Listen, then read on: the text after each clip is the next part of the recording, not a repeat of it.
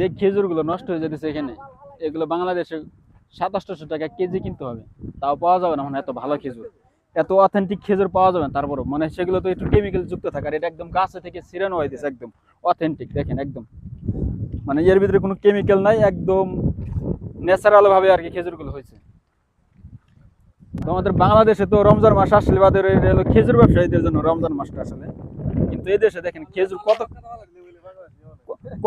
কত খেজুর যে গাছের নিচে নষ্ট হয়ে যাইতেছে, আর গাছে যে কত খেজুর নষ্ট হয়ে যাইতেছে আসলে সেটা আর বলার মতো না। দেখেন এই যে প্রতিটা গাছে প্রচুর পরিমাণে খেজুর রয়েছে, প্রতিটা গাছে।